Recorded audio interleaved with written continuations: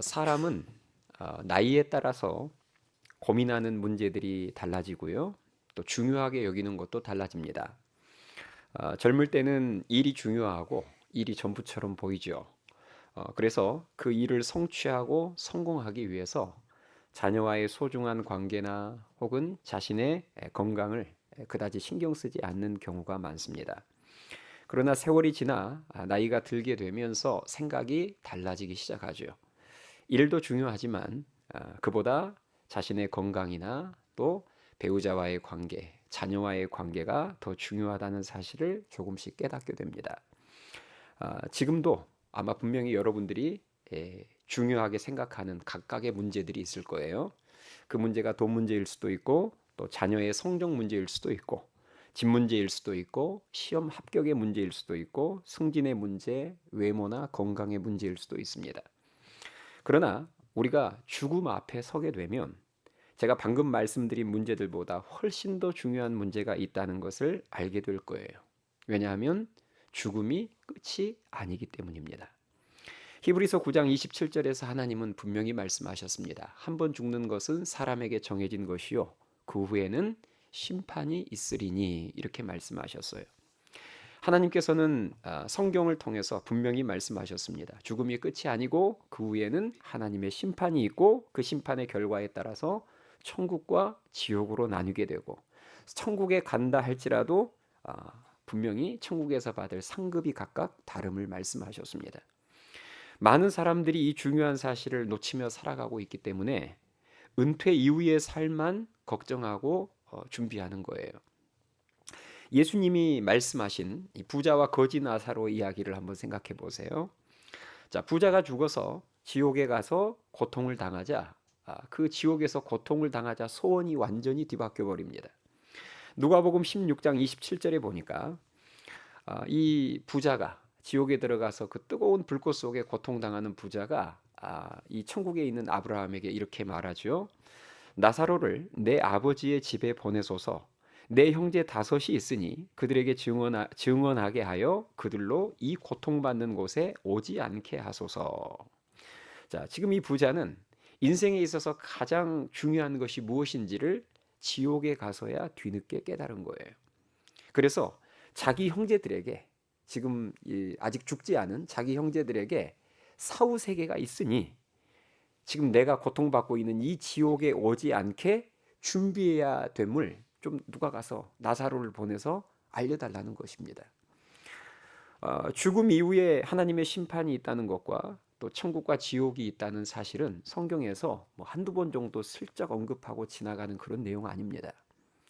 성경 여러 곳에서 구체적으로 그것들을 반복 강조하며 말하고 있는 굉장히 중요한 내용이에요. 우리는 죽음의 시기를 모릅니다. 내가 언제 죽을지를 몰라요. 어제 죽었던 많은 사람 중에서 아마 대다수는 자신이 어제 죽을지 몰랐을 것입니다. 어느 한순간 갑자기 찾아오는 게 죽음이에요. 그러므로 우리는 죽음 이후에 있을 영원한 삶을 바라보며 그 영원한 삶을 준비하는 지혜로운 인생이 되어야 될 줄 믿습니다.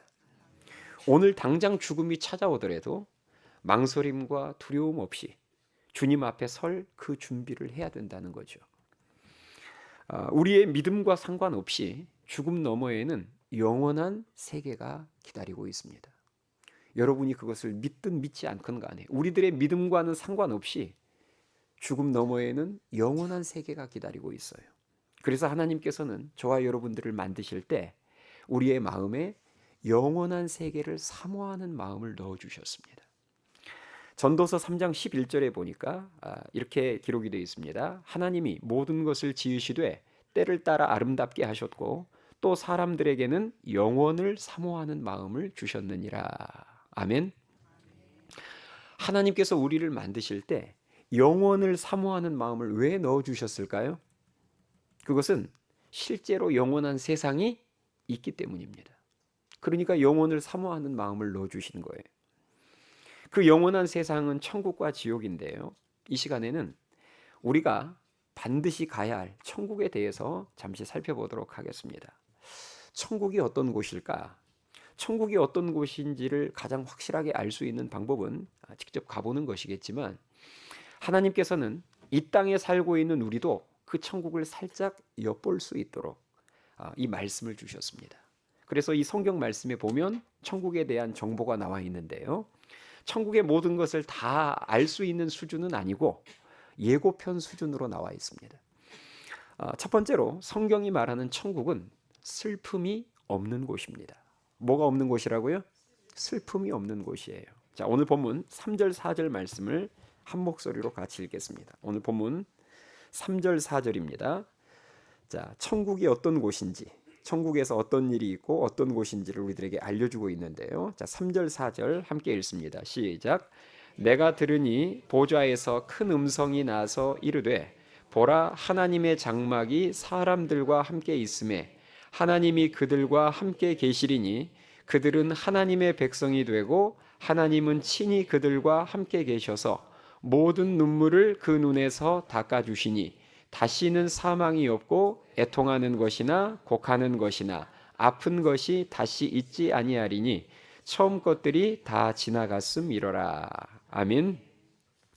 방금 여러분이 보신 것처럼 천국에 가면요, 하나님께서 우리의 모든 눈물을 다 닦아주심으로 다시는 애통하는 것이나 곡하는 것이 있지 않다, 이렇게 방금 기록되어 있었죠.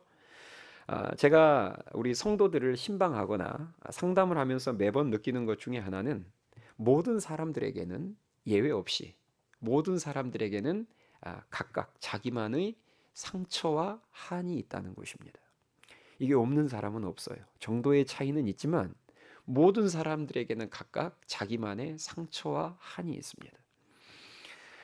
그런데 우리가 지금 살고 있는 이 세상은 이 세상이라는 환경 자체가 이미 죄악으로 오염되고 죄악으로 가득한 세상이다 보니 그 상처와 아픔이 아물고 회복되기가 어려운 거예요. 그렇겠죠? 좋지 않은 죄악으로 가득한 환경 속에 살다 보니 그 상처와 아픔이 회복되기도 어렵고 하나님의 특별하신 은혜로 회복이 된다고 할지라도 100% 완전한 회복은 어렵습니다. 그런데 그 상처와 아픔이 완전히 치유되고 다시는 슬퍼할 일도 눈물 흘릴 일도 없는 곳이 바로 천국임을 믿으실 수 있기 바랍니다. 또 천국은 마귀와 죄가 없는 영적 청정지대입니다. 뭐가 없다고요? 마귀와 죄가 없는 영적 청정지대예요. 우리를 죄짓게 만드는 존재가 마귀인데요. 천국은 마귀가 없는 곳이니 나쁜 생각이나 죄를 짓고 싶은 충동 자체가 없는 곳입니다. 놀랍지 않습니까? 나쁜 생각이나 죄를 짓고자 하는 충동 자체가 없는 곳이에요. 마귀의 대표적인 사역이 뭐냐면 우리가 죄를 짓도록 나쁜 생각을 넣어주는 것입니다. 이게 마귀의 대표적인 사역이에요. 요한복음 13장 2절 말씀에 보니까 마귀가 벌써 시몬의 아들 가룟 유다의 마음에 예수를 팔려는 생각을 넣었더라, 이렇게 기록이 되어 있습니다. 가룟 유다가 예수님을 파는 그 죄를 그냥 지었던 게 아니라 마귀가 그 나쁜 생각을 넣어줬다는 거예요. 믿음이 좋은 사람은 그 나쁜 생각이 들어왔을 때 이건 마귀가 주는 생각이지 하고 믿음으로 쳐내버리는데 믿음이 좋지 않은 사람들은 분별도 안 되고 그 나쁜 생각에 사로잡히게 됩니다. 그래서 행동으로까지 옮겨지게 되는 거예요. 마귀는 지금도 우리에게 탐욕과 시기와 질투와 열등감과 분노와 복수와 음란과 우울과 근심과 걱정과 같은 그런 나쁜 생각들을 계속해서 넣어주고 있는데요. 이런 나쁜 생각들로부터 완전히 자유케 되어지는 곳이 천국임을 믿으실 수 있기 바랍니다. 그래서 천국은 죄가 없는 곳이에요. 우리가 천국에 가서 뉴스를 보게 되면 범죄 소식이라고는 찾아볼 수 없을 것입니다. 지금 우리가 뉴스를 보면 볼수록 마음이 상쾌해지든가요? 심란해지든가요? 심란해지죠. 네. 하루를 상쾌하게 사는 방법은 뉴스를 안 보면 됩니다. 정말 뉴스를 보면 마음이 천근만근 무거워지는 것 같아요. 대부분이 전쟁 소식, 범죄 소식, 사고 소식, 경제 위기 소식, 유명인의 자살 소식, 자연재해, 이런 소식들로 가득하지 않습니까? 그런데 이런 소식을 접할 수 없는 곳이 바로 천국입니다. 생각만 해도 여러분 가슴 설레지 않습니까? 하루 종일 살아가는데 나쁜 생각이 단 1초도 스쳐 지나가지 않는 곳, 그 영적 청정 지역인 천국에 우리 모두가 가야 될 줄 믿습니다. 또 천국은 아픔과 죽음이 없는 곳이에요. 오늘 본문 4절 말씀을 다시 한번 보실까요? 자, 4절 말씀. 모든 눈물을 그 눈에서 닦아주시니 다시는 뭐가 없고 사망이 없고 애통하는 것이나 곡하는 것이나 뭐가 다시 있지 아니하리니 아픈 것이 다시 있지 아니하리니 이렇게 기록이 되어 있습니다. 예, 그렇습니다. 방금 성경에 기록된 대로 천국은 더 이상의 아픈 게 없어요. 질병도 없고 사망, 즉 죽음도 없는 곳입니다. 우리가 성경을 보면요, 아주 오래전, 그러니까 노아 시대, 뭐 아브라함의 시대, 이렇게 아주 오래전 창세기 앞부분에 나오는 그 시대를 우리들이 보잖아요. 그러면 노아의 시대 때 혹은 아브라함의 시대 때 사람들이 죽긴 죽어요. 지금보다 훨씬 더 오래 살고 죽긴 죽는데 대부분 병들어 죽지 않고 기운이 쇠하여 죽었음을 알 수 있습니다. 여러분이 관심 있게 다시 창세기 앞부분을 읽어보면 아실 거예요. 병들어 죽지 않고, 병들었다는 말 자체가 창세기 앞부분에는 나오지 않습니다. 뒷부분에 나와요. 이제 한참 지나서 앞부분의 사람들이 상당히 오랜 세월을 살다가 죽는데 대부분은 다 기운이 쇠하여 기운이 다하여 죽었음을 알 수 있습니다. 좀 더 쉽게 표현하자면 배터리가 서서히 닳아져서 마지막에 제로가 딱 되었을 때에 평안하게 자연사에서 죽는 거죠. 노아가 암으로 죽지 않았습니다. 아브라함도 암으로 죽지 않았어요. 기운이 쇠하여서 자연스럽게 죽었습니다. 그런데 세상이 인간의 죄악으로 말미암아 너무 많이 파괴되고 오염되면서 그 파괴되고 오염된 환경이 많은 질병을 만들어냈습니다. 그래서 지금은 대부분 어떻게 죽죠? 대부분 기운이 쇠하여서 자연사하는 경우가 지금은 너무 드물죠. 지금은 대부분이 암에 걸려서 병에 걸려서 병원 신세지다가 죽습니다. 그런데 천국은 환경 파괴나 환경 오염이 없는 육적으로도 완벽한 청정지대이기 때문에 또 우리들의 육체도 우리가 이제 죽어서 우리들의 지금 우리가 입고 있는 이 육신의 장막은 다 썩어져 버리고 한 줌의 흙으로 돌아가고 우리가 죽어서 예수님이 이제 재림하실 때에 우리가 뭘 입게 되죠? 새로운 부활체를 입게 됩니다. 아멘 하십니까? 그런데 이 새롭게 입게 될 부활체는 지금 이렇게 다치고 쇠하고 썩어질 육체하고는 완전 차원이 다른 부활체예요. 그러니 환경도 완벽해지고 우리가 육체도 부활체로 갈아입기 때문에 결국 더 이상 아픔도 없고 죽음도 없는 그러한 세상을 우리들이 경험하게 되는 곳입니다. 바로 그런 곳이 천국이에요. 천국은 병원도 없고 약국도 없고 장례식장도 없습니다. 주 안에서 살아있는 믿음을 가진 사람들은 바로 이 천국에서 영원히 살게 될 것을 믿으실 수 있기 바랍니다. 다음으로 천국은 어두운 밤이 없는 곳이에요. 요한계시록 22장 5절 말씀에 보니까 다시 밤이 없겠고 등불과 햇빛이 쓸데없으니 이는 주 하나님이 그들에게 빛이심이라 그들이 세세토록 왕노릇하리로다 이렇게 기록이 되어 있습니다. 다시는 뭐가 없다고요? 밤이 없겠고 등불과 햇빛도 필요 없대요. 왜요? 빛 되신 하나님께서 함께 하시기 때문에 그 찬란한 영광의 빛이 있기 때문에 이제 더 이상 밤이 없대요. 사실 우리는 밤이 없다고 하면 솔직히 머리로는 끄덕일지 모르지만 사실 실감은 나지 않을 거예요. 그러나 우리가 분명한 것은 천국에 가면 어둠이 천국은 1도 없는 곳입니다. 천국은 가로등이 없는 곳이에요. 또 밤이 없다는 표현은 피곤함이 없는 곳이라는 그런 의미로도 해석될 수 있습니다. 왜 하나님께서 우리에게 밤을 허락하셨죠? 피곤해서 쉼이 필요한 존재이기 때문에 우리들에게 밤을 허락하셨는데 천국은 밤이 없다는 말은 결국은 천국은 쉼이 필요 없는 곳이라는 말입니다. 왜요? 천국의 삶 자체가 영원한 안식이 참된 안식이기 때문에 더 이상 쉼이 필요 없는 곳이에요. 그리고 천국은 우리보다 앞서 가신 믿음의 선배님들이 기다리고 계시는 곳입니다.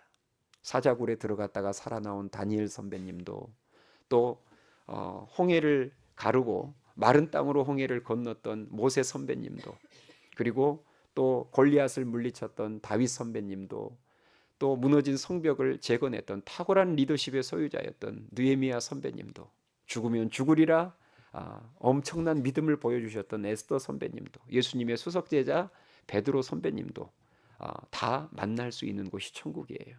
이 조선 땅에 복음을 전해주셨던 140년 전에 복음을 들고 찾아오셨던 언더우드 선교사님도, 그리고 신사참배에 반대하시다가 순교당하셨던 주기철 목사님, 손양원 목사님도 만날 수 있는 곳이 천국입니다. 또 나보다 먼저 믿음의 삶을 사시다가 천국에 가셨던 내 사랑하는 가족, 친척, 친구를 다시 만날 수 있는 곳, 그곳이 바로 여러분 천국입니다. 우리가 이 땅에서의 믿음의 경주를 마치고 천국에 가면 그 믿음의 선배님들이 마중 나와서 저와 여러분들을 반겨주실 것을 믿으실 수 있기 바랍니다. 또 천국은 너무나 아름다운 곳이에요. 요한복음 14장 2절에 보니까 예수님께서 제자들에게, 근심하는 제자들에게 이런 말씀하셨어요. 내 아버지 집에 거할 곳이 많도다.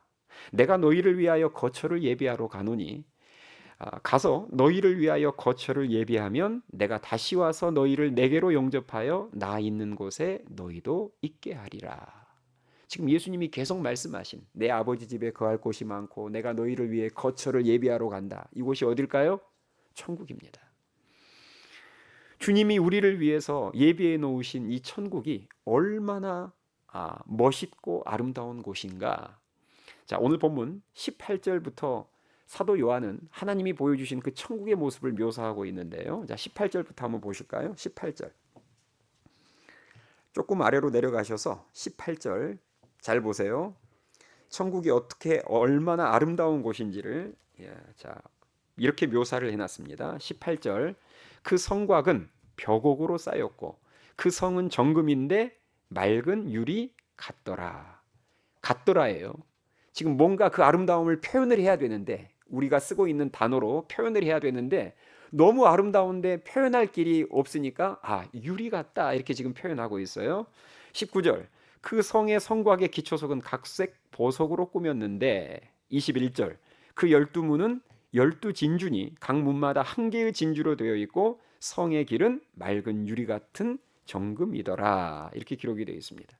자, 여러분 지금 사도 요한은 하나님께서 보여주신 그 아름다운 천국의 모습을 뭔가 우리들에게 전달을 해줘야 되는데, 그러려면 결국은 우리 인간들이 쓰고 있는 이 단어로 표현을 해야 되는데 그 아름다움을 표현할 길이 없는 거예요. 그래서 전부 지금 동원된, 천국을 묘사하기 위해 동원된 단어가 보석, 진주, 유리, 정금입니다. 한마디로 너무 아름답다는 거죠. 저는 이 아름다운 천국을 이미 예수님을 믿는 믿음 안에서 분양받아 놓았기 때문에 한강 뷰를 끼고 있는 수십억짜리 아파트가 부럽지 않습니다. 이 땅에서 평생 전셋집에 산다고 해도 전혀 서럽지 않아요.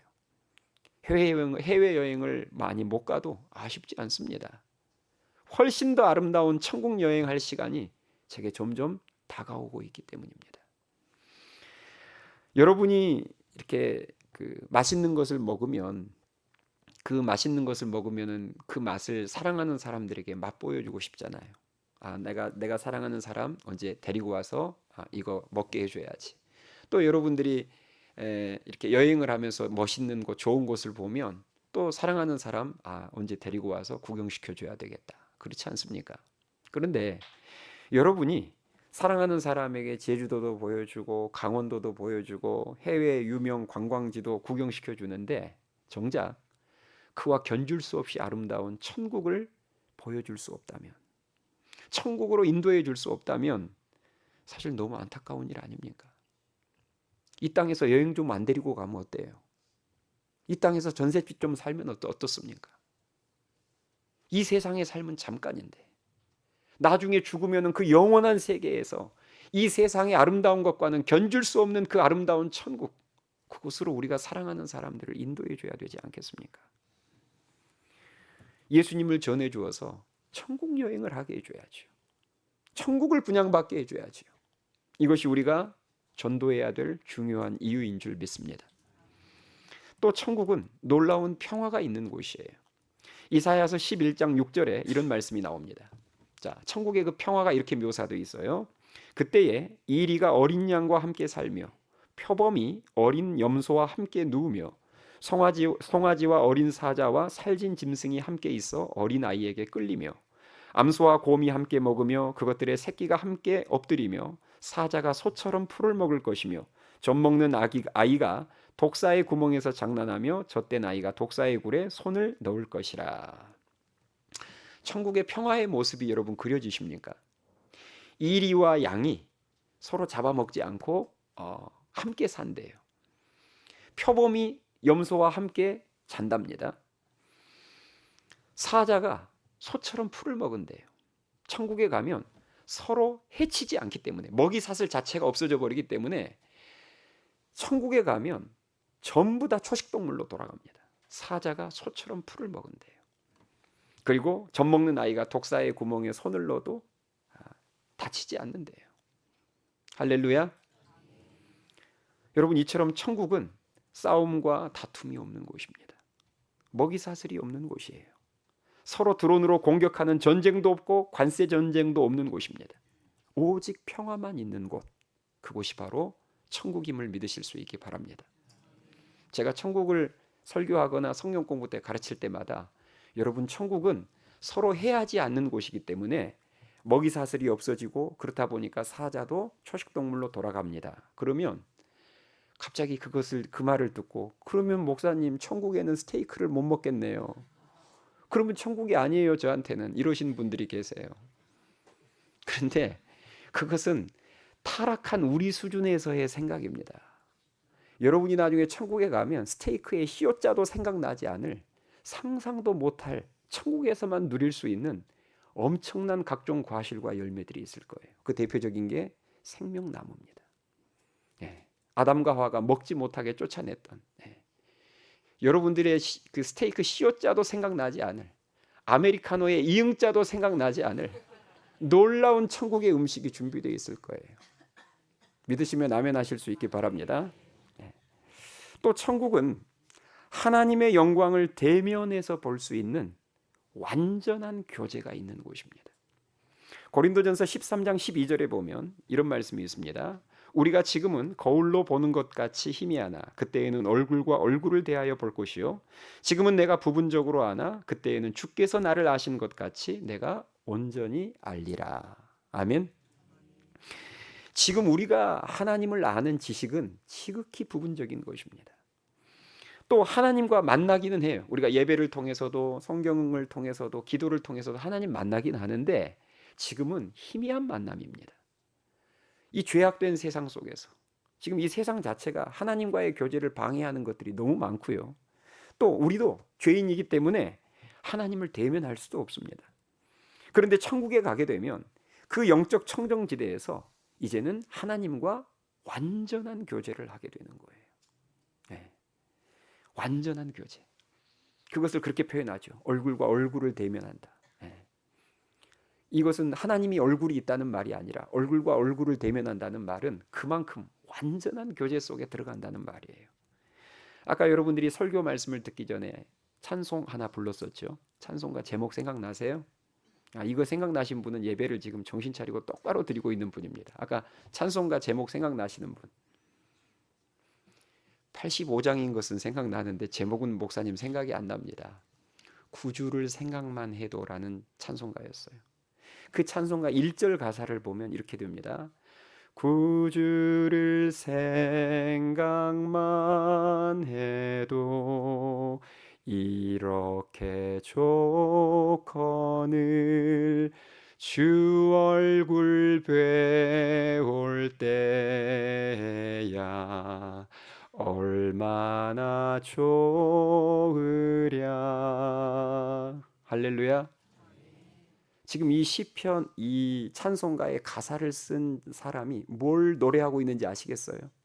지금 우리가 주님을 생각만 해도 너무 좋은데 나중에 천국에 가서 주님의 얼굴을 배울 때는 얼마나 좋을까, 그 고백을 하고 있는 겁니다. 여러분 잊지 마세요. 천국은 하나님과 완전한 교제를 할 수 있는 아름다운 곳입니다. 천국의 소망을 가지고 살아있는 믿음을 가지고 살아가는 성도들은 나이가 들수록이요, 늙을수록 꿈을 꿉니다.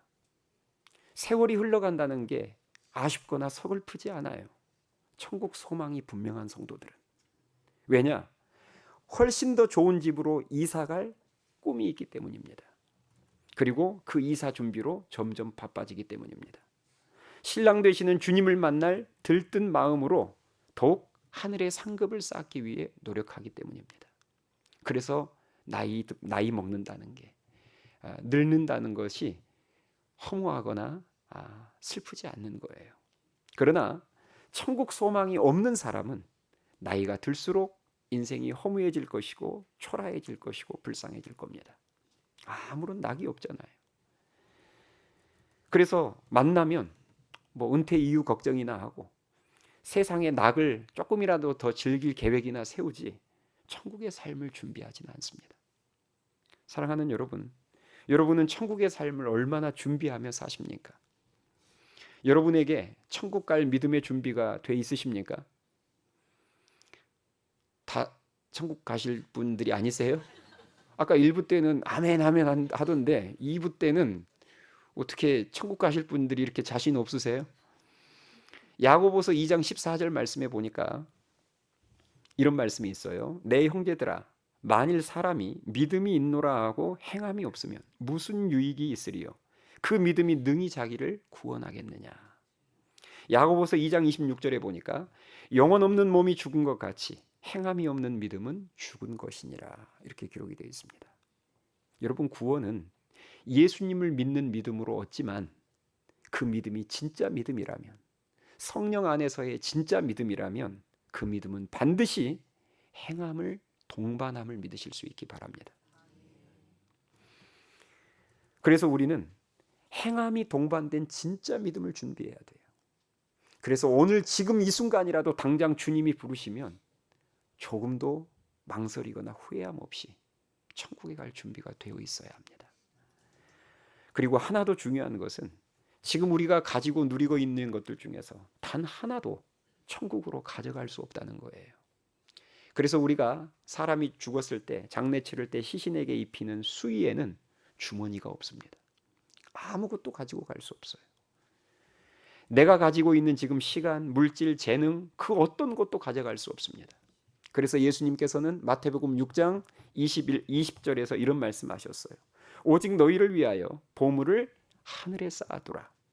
거기는 좀이나 동록이 해하지 못하며 도둑이 구멍을 뚫지도 못하고 도둑질도 못하느니라. 내 보물 있는 그곳에는 내 마음도 있느니라. 이렇게 말씀하셨습니다. 천국 소망을 가지고 살아가는 성도들은 방금 예수님 말씀처럼 이 세상에 투자하지 않습니다. 하늘에 투자를 해요. 부지런히 내가 이사갈 하늘로 내 모든 것들을 그리 다 옮겨 놓습니다. 하늘에 상급을 쌓아요. 그리고 나중에 주님이 부르셨을 때 준비된 모습으로 하늘로 향하는 거예요. 그리고 천국 소망을 가지고 살아가는 성도들은 한 영혼이라도 더 천국으로 인도하기 위해서 전도에 애씁니다. 그러겠죠. 그 아름다운 천국, 나 혼자만 가기 아까운 그 천국, 내가 사랑하는 내 주위에 있는 사람들을 한 영혼이라도 더 그 천국으로 인도하기 위해서 애쓸 수밖에 없습니다. 진짜 천국이 있음을 믿는다면, 진짜 지옥이 있음을 믿는다면. 바라기는 하늘씨앗교회 모든 성도들이 우리의 소망을 이 세상이 아닌 저 영원한 천국에 두고 사시되, 먼저는 행함이 있는 참된 믿음을 준비하시고, 다음으로는 우리의 보물을 하늘에 쌓는 삶과 예수님을 힘써 전하는 전도의 삶을 살다가 언제라도 주님 부르시면 망설임도 후회함도 없이 천국으로 이사가는, 그래서 멋진 천국에서 영원한 복락 누리며 살아갈 수 있기를 주님의 이름으로 축원합니다. 찬양하시겠습니다.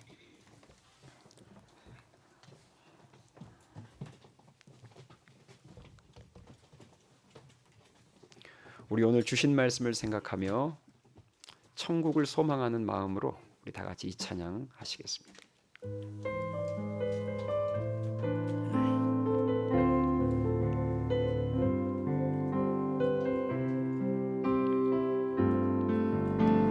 나 지금은 비록 땅을 벗하며 살지라도 내 영혼 저 하늘을 디디며 사네. 내 주님 계신 눈물 없는 곳, 저 하늘에 숨겨둔 내 소망이 있네. 보고픈 얼굴들 그리운 이름들 많이 생각나. 내 가슴 터지도록 기다려지는 곳, 내 아버지 넓은 품 날 맞으시는 저 하늘에 쌓둔 내 소망이 있네. 주님 그 나라에 이를 때까지 순례의 걸음 멈추지 않으며 어떤 시련이 와도 나 두렵지 않네. 주와 함께 걷는 이 길에 우리 처음부터 다시 고백합니다. 나 지금은 비록 땅을 벗하며 살지라도 내 영혼 저 하늘을 디디며 사네. 내 주님 계신 눈물 없는 곳, 저 하늘에 숨겨둔 내 소망이 있네. 얼굴들 그리운 이름들 많이 생각나. 때론 가슴 터지도록 기다려지는 곳, 내 아버지 넓은 품 날 맞으시는 저 하늘에 쌓둔 내 소망이 있네. 주님 그 나라에 이를 때까지 순례의 걸음 멈추지 않으며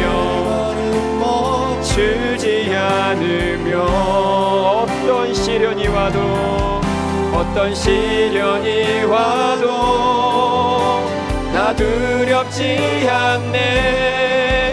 주와 함께 걷는 이 길, 주님 그 나라에 이를 때까지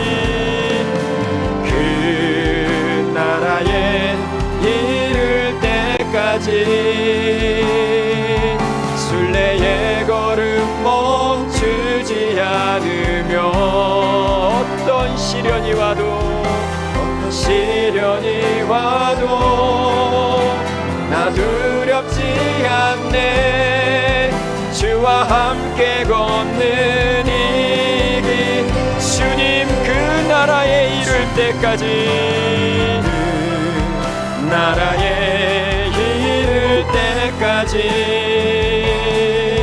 순례의 걸음 멈추지 않으며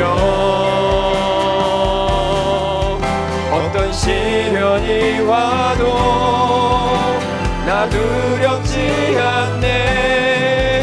주와 함께 걷는 이 우리 다시 한번 고백합니다. 주님 그 나라에 이를 때까지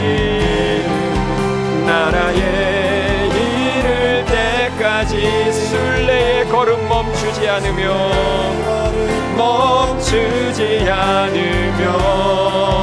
어떤 시련이 와도 나 두렵지 않네. 주와 함께 걷는 이 길, 어떤 시련이 와도 나 나 두렵지 않네. 주와 함께 걷는 이 길에. 우리 여러분 이 시간 기도합시다.